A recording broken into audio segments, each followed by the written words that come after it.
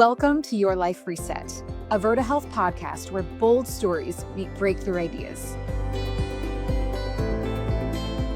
From massive weight loss wins to exploring the latest research, discover what's possible when science meets real life. Hey there, listeners. I'm Teresa Link, and this is another episode of Your Life Reset. Today's guest is the one and only Chef Joel Gamoran. You might know him from Homemade Live, where he's cooked up magic with certain A-list celebrities like Katie Couric, Denise Richards, and Elmo. That's right. You know you're a big deal when you've got Elmo from Sesame Street on your show. He's also a regular on the Today Show and a master at making food fun and creative. Now, today, we're digging into Joel's personal health journey and how his deep love of food played a very big role. So let's see what's cooking. Joel, I am beyond excited to have you here. Thank you so much for joining us. Teresa, I am thrilled to be hanging with you. Can't wait.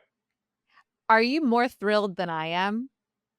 Yes, I am. Really? But I will say, yes, I'm pumped. I loved getting to meet you in the flesh a couple of weeks ago and break some bread. Although it wasn't bread, it was more vegetables, but that's Break great. some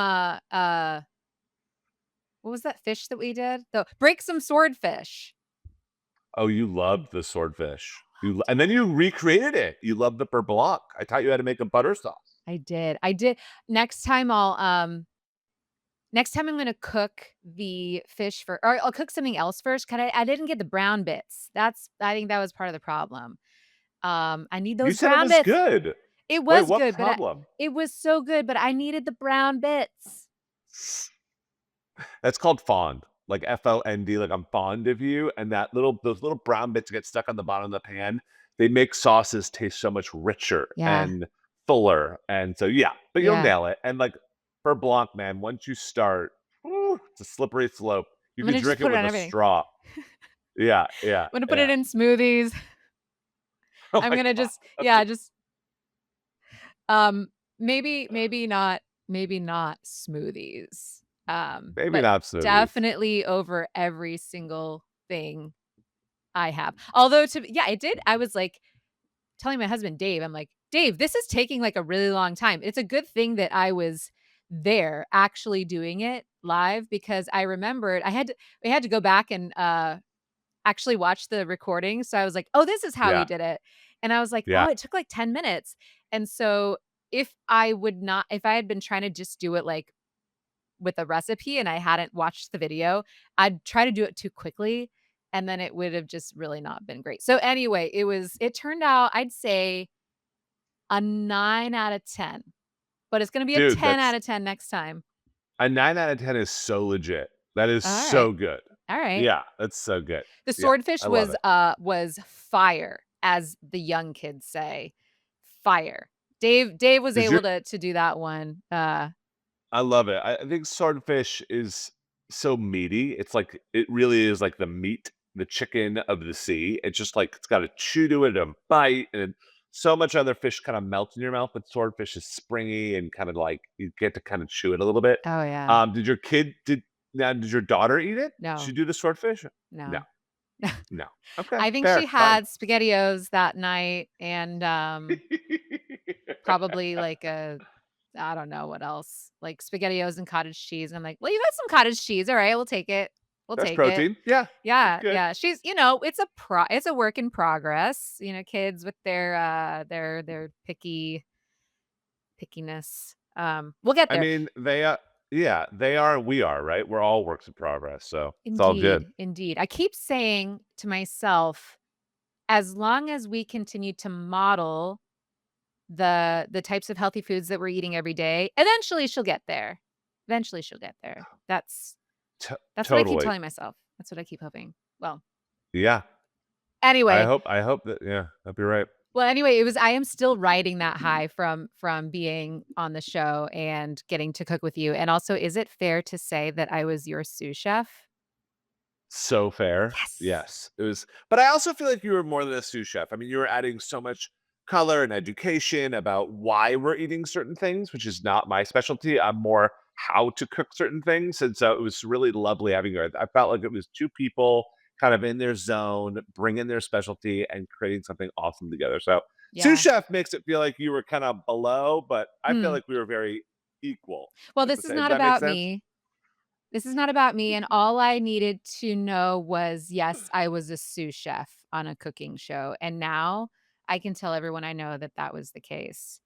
So, all right. Okay, Yeah. Joel, we are actually, no, we're not getting off track. This is like the best stuff to talk about. But I Yeah. do want to talk about your own health journey today, right? You've been doing tons of videos, making all sorts of delicious dishes. Lots of other people have been able to benefit from that if they follow us on Instagram. They can see them too. So everybody knows you as this amazing chef who is able to cook off cook up delicious vertical recipes, right? And that's been awesome for all of us. But you've had your own, you know, health transformation, your own health struggles, and I want to make sure that we have a chance to highlight that as well today too, because everyone has their own story, right? And everyone's Yeah. story goes through many layers.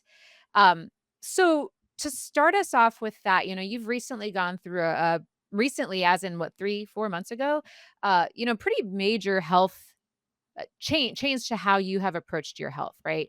Um, take us back before then. What was the moment that you felt like you needed to make a change? Yeah, I mean, I think it happened far before then. I'm a chef. So for those of you who don't know who I am, I'm a chef, and that's complicated to have a relationship with food, right? I mean, it's a lot of people would compare it to being a bartender and being an alcoholic. Like, how do you have a relationship with alcohol if all you do all day is think about it? I am paid to think about food for a living. That is what I'm supposed to do. I go through cookbooks and websites and watch cooking videos all day long. And I have for the past 20 years being a chef, a professional chef, an obsession with food. And I think an obsession with anything is probably not healthy. And it didn't really catch up to me until I went to the doctors and he looked at my blood and he said, "Buddy, you have prediabetes." And I had a 3-year-old at the time and a 1-year-old, both boys.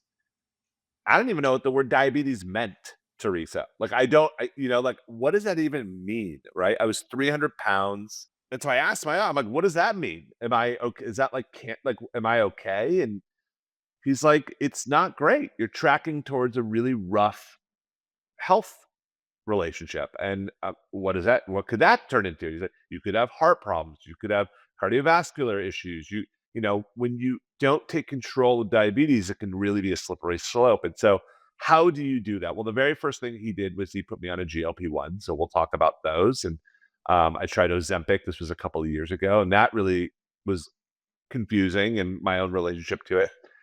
And, it's been on and off these weight loss drugs and diets and changing the way I eat, and, it's been really scary, it's been really frustrating. There's been moments of triumph, and then, I met Verda and add that to the triumph side. There's been some really big wins, and we've connected on a really organic level, and it's been an awesome program. Again, it's just another piece of the puzzle, and what I've learned and what I've taken away. So, yeah, I'm excited to share about it, but it was hard, and I would say the moment beyond the doctor, which was a couple of years ago, was I was on a 4th GLP-1. For some reason, my body doesn't like this medication, and I have a lot of issues in terms of, like, my body rejecting it. And I was basically sick all night. Oh And man. I went into my all night. It was a bad night. And I went into my kids' bathroom because I was loud and I didn't want to wake up my wife in our bathroom. And so I was in their bathroom and I fell asleep on the floor because I was so sick. And he came in the middle of the night to go to the bathroom and he had to step over me. And I woke up and my 5-year-old is scared that his dad is laying on the ground. And he was freaked out, and my wife, by the way, doesn't know the story, she'll find out from this. Okay. That was a moment, I know, that was a moment where I'm like, "These drugs aren't serving me. This isn't the answer." I did lose a lot of weight on it, but it wasn't fixing the core issue. So, there's been a lot of moments like that, but hopefully they're ones that I can use as motivation. Yeah. Yeah. Now that was a serious moment. Definitely a serious moment. Although I will say, I thought you were gonna say your son stepped over you, went to the bathroom, and then just stepped over you again and left. And I hope that He that would. was He not would. the case. No, he would. Doing, and I felt, I mean, that's traumatizing for a Yeah, kid to see their parent in pain or on the ground. And yeah, I think he's okay, but it was traumatizing for me, sure. and sometimes those moments are important. They motivate us. Yeah, absolutely. I mean, your 4th GLP-1, it was obviously just not yeah, something in your body was saying, "No, just Yeah. not having it, not having it." Yeah. Yeah. Yeah. I mean, they're all over the place, right? And I think it's fair to say some people really benefit and some people just it's nope, it just isn't for them. And, we're excited because we really wanna help people have an opportunity to, use nutrition first, right? Use food as, that means of getting healthier. You love food. You said that you have an obsession with food. You recently, again, 3, 4 months ago, started making some dietary changes. So, how did you approach that without losing the joy and that creativity that comes with cooking? Yeah. I mean, so I'll just tell you, when I first was diagnosed with prediabetes, I complained to my doctor. I'm like, I'm a chef. I'm totally I'm toast. Like this is my livelihood. He's like, no, no, no, no. You're a chef. You have a superpower that no one else has. You know how to make really healthy food taste fantastic. I could make Brussels sprouts taste better than a steak. I can make cauliflower, be crave worthy. And that is my superpower. And so the second that I understood that was the moment I changed my business, I changed my outlook. And then when I met Berta, you know, my first like total honest and Teresa, I know I can be, was like, this is really overwhelming. Like there's a lot, it felt very limited. I didn't know about eating protein. I didn't understand about not any carbs. I've tried low carb diets, no carb, but like, is that what this was? I just felt like I've never taken my blood before, my glucose, or I had no idea what any of these words meant. And so the first month was like trying to wrap my head around it all and working with my coach and being like, so what can I eat? And what is the sweet spot? And one of the things my coach at Berta taught me was the way that she approaches food is that there's like a dose.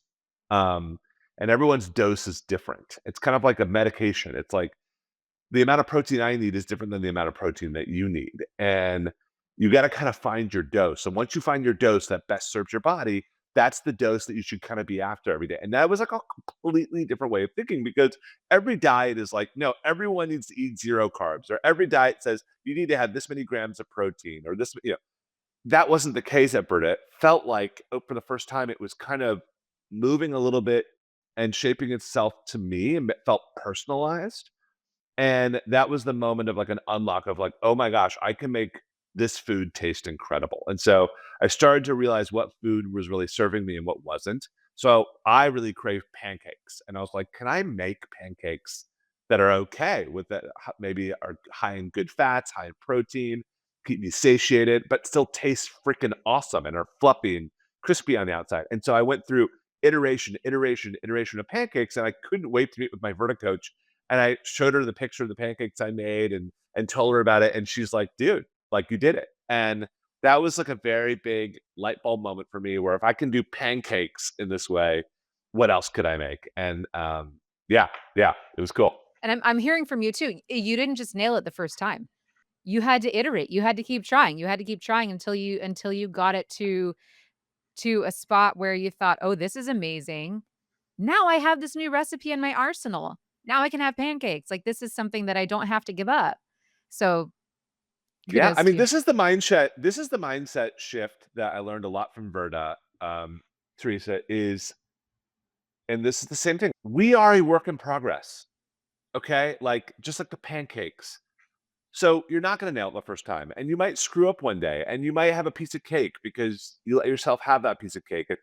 But it doesn't have to be the end all be all. You don't have to fly off the wagon or.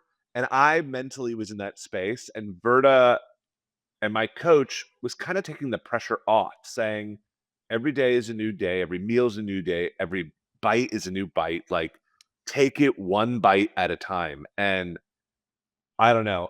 For me personally, I was putting way too much pressure on myself. I don't know if you've experienced that. I know you've coached a lot of people, but it's unbelievable when you struggle with your weight your whole life, how much you are just loading on in terms of you're just adding more weight, but it's up here, if that makes sense. Absolutely. And it's really common too with a lot of our members to wanna go full in, I'm committed and that's great. I think a lot of people wanna go all in and are really, really committed and motivated.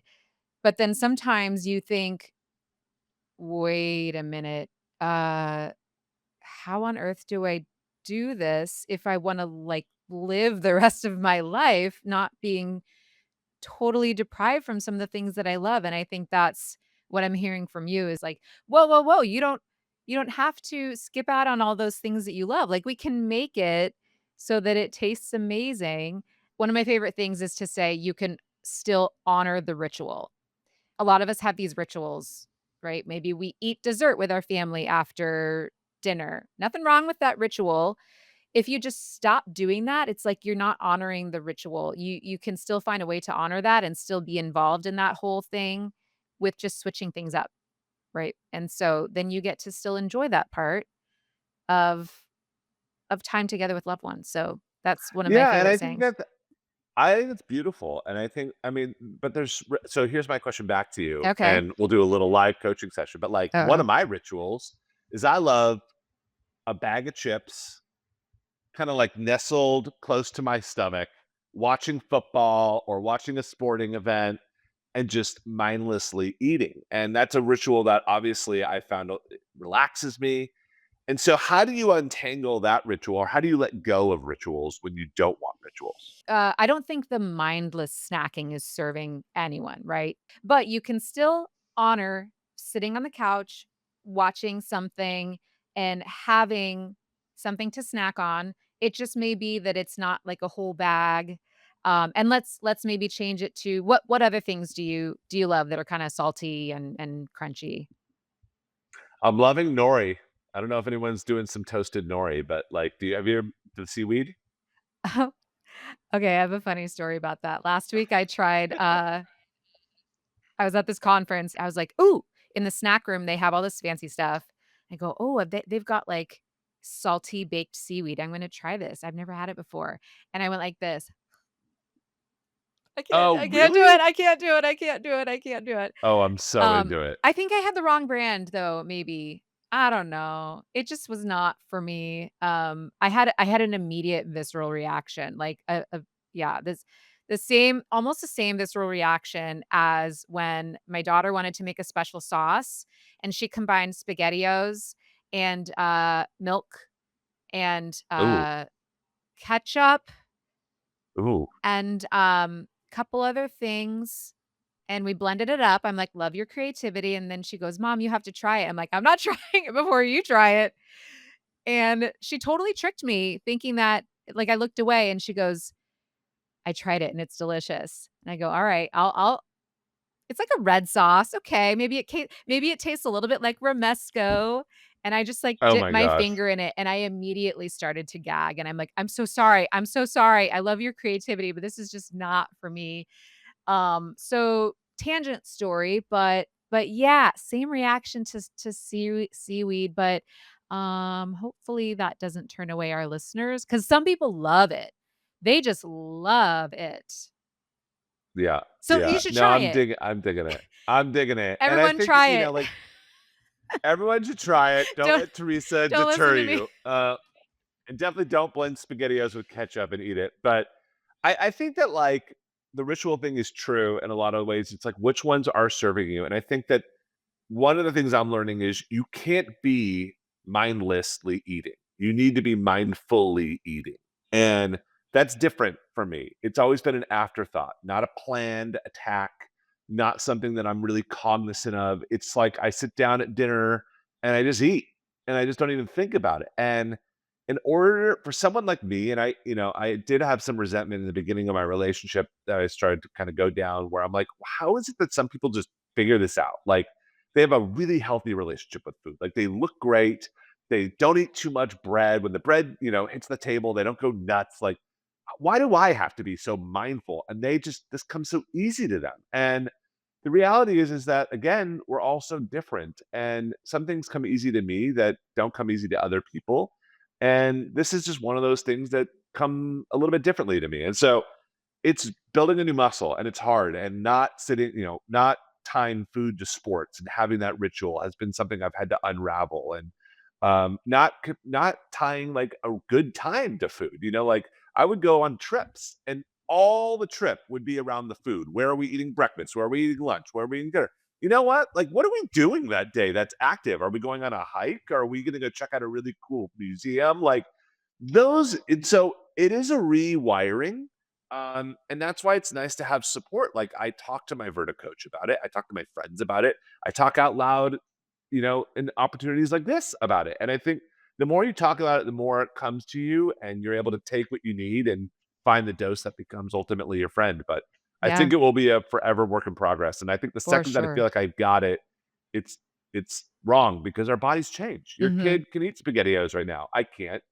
But probably back then I could have, or in college it was different, right? So you got to kind of be open to your body changing and your habits changing. Absolutely. I think, even I'm gonna go out on a limb and say 99% of people struggle with what you say you're struggling with.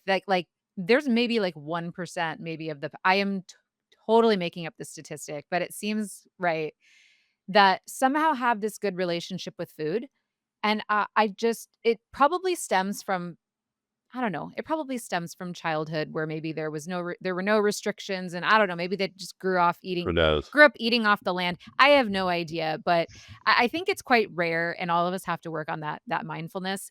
Something that does work for me is I do have a lot of trouble, with the mindlessness as well, and I've had to kind of learn to keep my hands busy sometimes, so I will I will always have some sort of drink, like, try to make it fancy too, like, I don't know, sparkling water with a little squeeze of something in there and put it in a fancy glass, like, these are things I like to do, and, I have it right there, and if I'm at a party, I will also do the same thing, like, if you're at there's food everywhere, just always make sure I've got, a coffee or I've got a tea or I've got, like, a sparkling water or whatever, keep my hands busy, or I'm trying to recently take up knitting, which, as it turns out, is way harder than what everybody told me, but it also helps keep my hands busy for a little bit.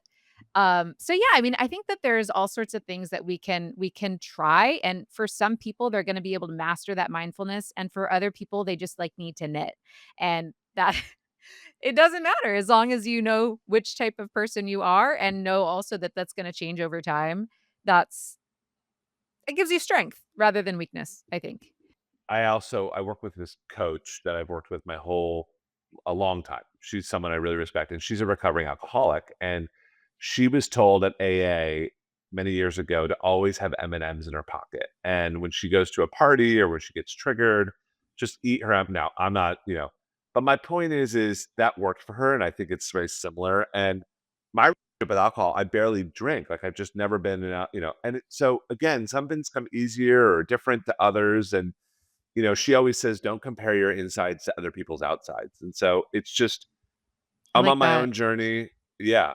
And you have no idea what someone else is going through and what to your point, 99% of people might be struggling with this, but I'm focused on myself. And I think that it's that's a lot that's enough to focus on because and I'll be honest with everyone on here. I think sometimes you hear a podcast or you see someone like me who's on TV and you think, oh, maybe this person's figured it out. It's a triumph story. It's not. This morning was hard for me. Today's snack was hard for me. What I'm doing for lunch is hard for me. I have not figured it out. I am figuring it out, and I will always be figuring it out. And I'm learning today just as much as anyone else is. So hopefully that's the right mentality to go into it. It's one that's more open and not, for me, I always used to come with absolutes. Like I figured it out. I know the diet I'm going to eat the rest of my life, and this is going to keep me. No, it's just like the only thing I figured out is that I'm open, and I love that. maybe one day I'll eat pasta again. Maybe one day I'll have a piece of candy. I have no idea. But for right now, this is what's helping me. I don't know if that makes sense. It makes perfect sense. It being open, being curious, I think that is the key. We can't box ourselves into this is how I'm gonna be the rest of my life because then we just are setting us up. setting ourselves up for failure. Um, all right, so you've made a lot of really delicious delicious dishes. What is your favorite low carb meal right now? I'm a big cauliflower rice guy. I've been using it in so many different ways. I make a cauliflower rice risotto that kicks butt. I have to be Ooh. real. And so what I do is so instead of rice, obviously I'm using cauliflower rice and use really good chicken stock, great butter, great parmesan. But the problem is that you can't get it thick and creamy because there's no starch on cauliflower rice. So what I did the other day is I actually took a little bit of white beans, which are high in protein, and I blended them with a little bit of chicken stock, and it made kind of a cream sauce. And I Ooh. folded that into the rice with parmesan, and it was bomb. And I'm a risotto whisperer, and I would say this was very good. Yeah, this was very good. So it still has that creamy al dente. So I was into it. A little risotto with cauliflower rice. What about you? What are you into these days? Oh, what am I into? I'm so boring, but, I'm really into dinner, okay? I'm really into, like Okay. I'm super boring during the day. I basically have the same thing Yes. every Yeah. day, for breakfast and lunch. I don't wanna think about it. So, No. dinner, though, I love it because it's a time when we are all together, eating together, right? So, um, I think I very quickly answered on your show that my favorite protein was salmon, and I still stand by that. So every single Monday, and guess what today is? Today's Monday. Every single Mo right? Yeah. Yeah. I Every think so. single Yeah. Monday, it's always salmon and mashed cauliflower or cauliflower puree. So, that is that is a recipe. The cauliflower puree is something that I call myself a whisperer at. So, I'm a Mm. cauliflower puree whisperer. Um, Wow. I have nailed it to the point where I make it the exact same way every single time. We have it every single night with salmon. I like to eat salmon with the skin on. Is that weird? Yeah. No, it's so good. Okay, It's I'm so glad that good. there's somebody else. Yeah, and, like, Yeah. all like, my husband doesn't like it, and he always makes it so the skin is crispy, and I'm like, "Okay, are you get" he's like, do you want my skin?" I'm like, "Yeah," and sometimes I'll just eat it like a chip. Oh, Yeah. so good. So good. So good. I'm Yeah. glad that I'm not the only one that thinks that. Anyway, and then you have to, of course, eat them together. Like, you gotta get a little piece of salmon, you gotta, like, dip it in the cauliflower.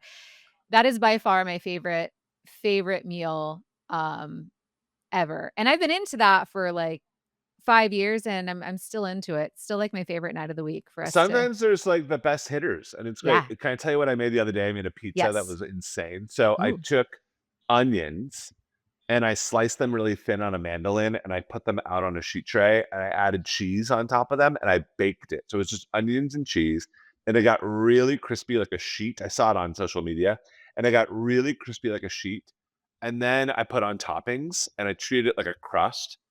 I'm telling you, dude, Mm.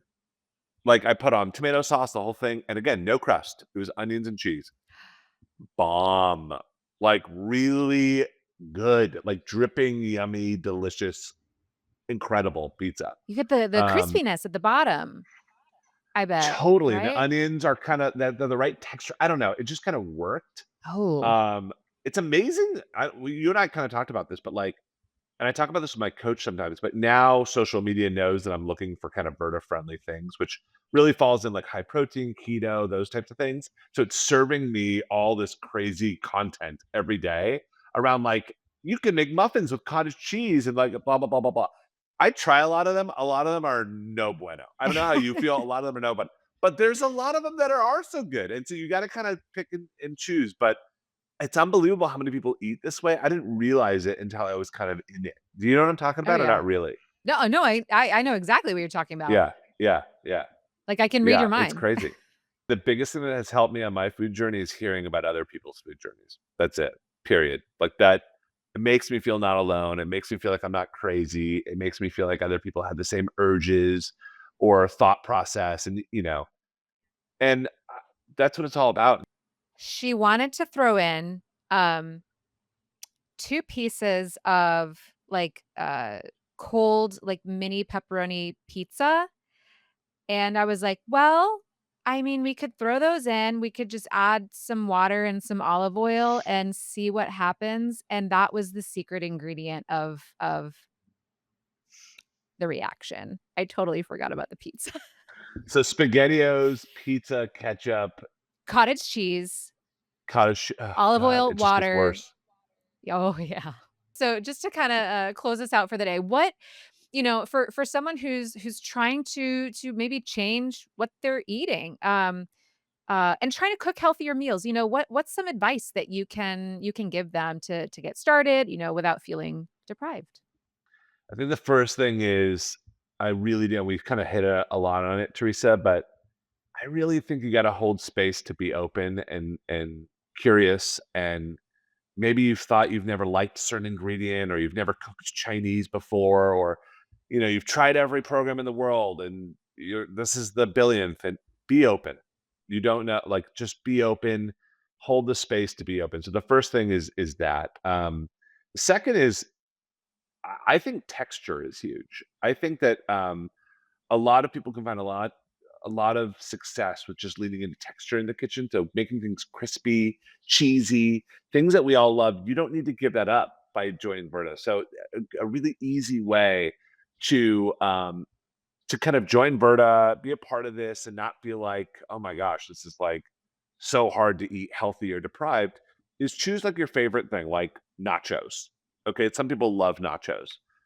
You can make bomb nachos. I'm telling you, these are good nachos by cutting up a bell pepper into big bite-sized pieces, lots of yummy cheese, get some sour cream, get some guac, get all the stuff you love, throw in a little chorizo, Oh, and yeah. just get it melty and delicious. And I know it's not a chip, right? It's a bell pepper, but you get that cheese, you get that creaminess, you get that saltiness, that umami from the chorizo.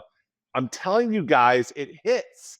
It hits on all cylinders. And so these are the ways that you can make changes that I promise you don't feel deprived. You don't feel you actually feel really satiated. And for some reason, I don't know why, I'm new to this too.